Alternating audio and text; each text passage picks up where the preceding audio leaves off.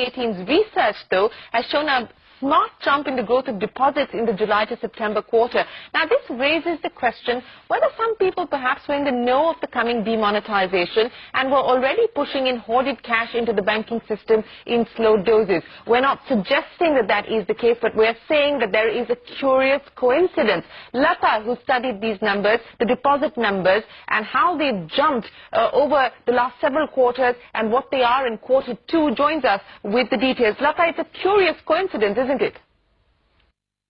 Yes, what we've noticed is that in the case of almost all the big banks that have announced numbers, there has been a very smart growth in deposits. Initially, it looked like the banks had done a good job of going out and getting low-cost deposits, but now the numbers are beginning to look fishy.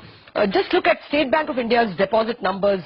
After growing at 1 and 2 and 3% in the previous few quarters, the July-September quarter has shown a smart growth of 4.3% in deposits.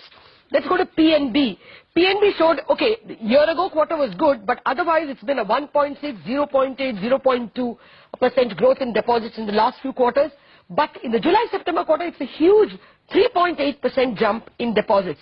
Coming to Bank of India, there has been a contraction of deposits in the last few quarters. 0.7% growth 3 quarters ago, then a -3, then a -2.9.